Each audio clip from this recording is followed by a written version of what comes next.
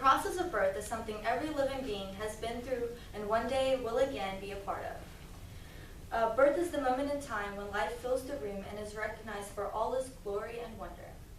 But what is the process that leads to this moment?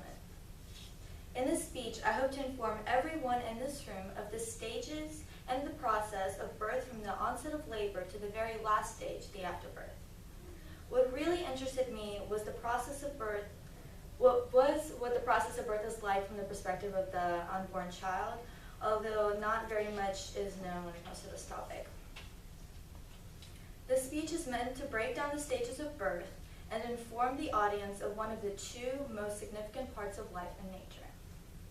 Everyone in this room should pay close attention, whether it is to gain some knowledge of what her body and his or her child is going through during this time of birth, or whether it is to play a supporting role in this process someday with understanding and compassion. As a mother, father, partner, family, or friend, we could all learn a little bit more about how life comes to be. As a mother myself, the process of birth has really intrigued me. The process from the biological point of view, the female perspective, and the perspective of the child. When I was pregnant, I tried to inform myself about the development of my baby and my body, but when the time came around to give birth, I really wasn't that prepared. There are 3 stages of childbirth. The first stage consists of 3 phases.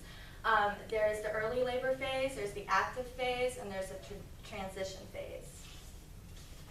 According to Parents Magazine, to start the dilation of the cervix, the baby's head presses into the birth canal. During the early labor phase, the mother may experience mild and irregular contractions for 30 to 45 seconds every 5 to 30 minutes. These contractions could feel like menstrual cramps with some lower back pain and pelvic pressure and tightening.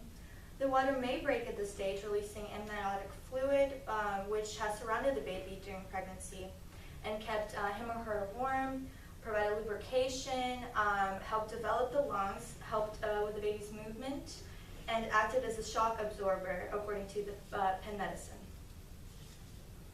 The early labor phase could last anywhere from 8 to 12 hours and is the longest phase. According to American Pregnancy Association, the mother should not be too alarmed during the early phase and does not need to rush to the hospital just yet. It is best to conserve energy, do some light activities, and just rest. When the cervix dilates 4 centimeters, the mother enters the active labor phase. This is the time to head to the hospital, birth center, or see your midwife.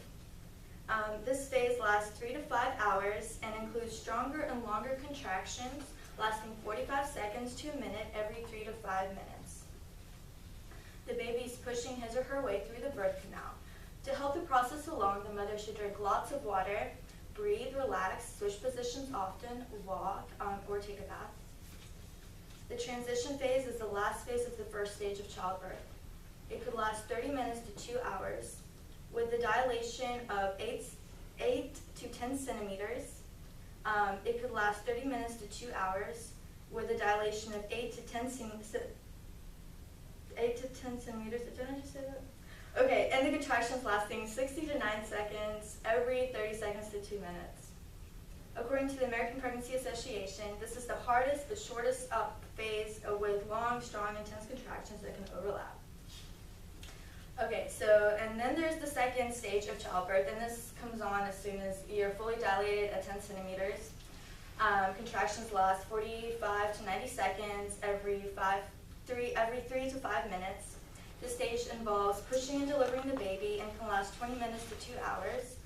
The mother will have a strong urge to push and should use gravity to her advantage to do so. The mother should rest her pelvic floor, relax between contractions, and use conserved energy to push whenever these contractions occur.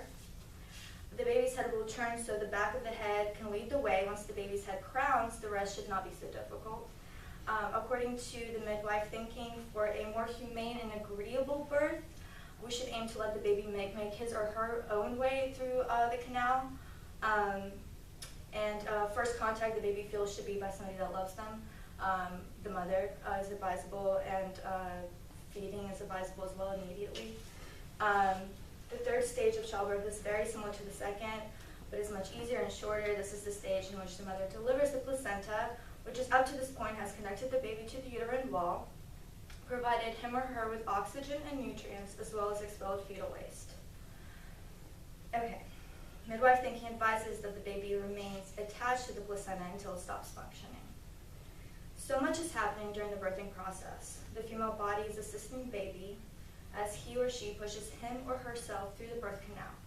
They work together in the process of creation of life. What is more beautiful than that?